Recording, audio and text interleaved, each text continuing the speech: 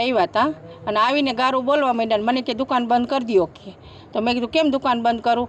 તો કે તને ખબર નથી પડતી કે દુકાન બંધ કરવાની? મેં કીધું ના, અમે તમે કહો તો કરી દેશું કીધું દુકાન બંધ. પછી મારો છોકરો જીત છે ને એને કહે કે તારી આગળ હું 30,000 માગું છું. તો મેં કીધું કે અમે તો વહીવટ કરી નાખ્યો છે, તો અમારી આગળ છે ને 30,000 રૂપિયા તમે માગો છો? તો કે પૂછી જો તારા છોકરાને કહે. તો પછી કે નિખિલ આગળ માગું છું. તો મેં કીધું તમે નિખિલ આગળ જાઓ કીધું.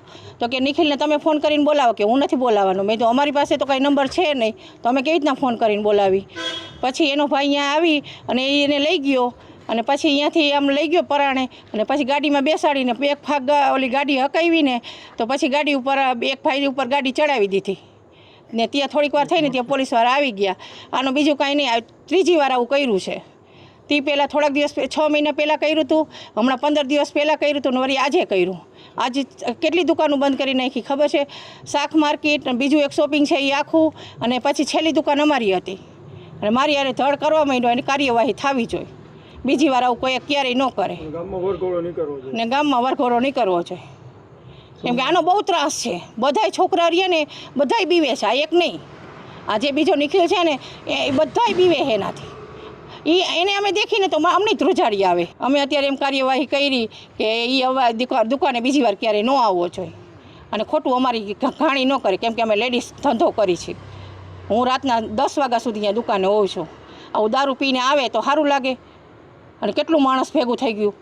બનાવ એવો છે કે વાવડી રોડ ઉપર ગઈકાલે આ કામેના ફરિયાદી છે, એના દીકરા છે, એને ફરિયાદીના દીકરા પાસે આ કામેના આરોપીએ પૈસાની લેતી દેતી હોય બળજબરીથી પૈસાની ઉઘરાણી કરવા માટે ત્યાં ગયેલા અને એની સાથે માથાકૂટ થયેલી.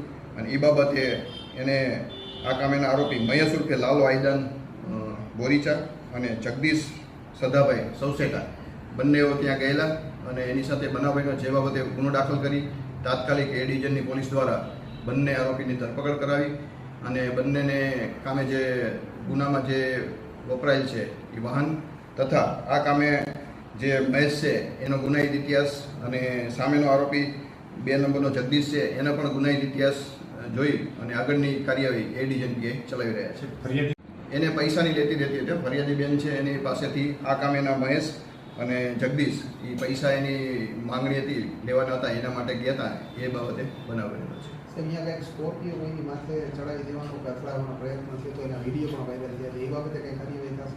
હા, એની જે તપાસ ચાલુ છે એની તપાસ જે કામે સ્કોર્પિયો પણ એ અને આ જે બનાવ જેના માટે બન્યો છે એની ઊંડાણપૂર્વક તપાસ કરી અને જે આરોપીનો ગુનાહિત ઇતિહાસ એ પણ જાણી અને કાયદેસરની કાર્યવાહી કરવામાં આવશે.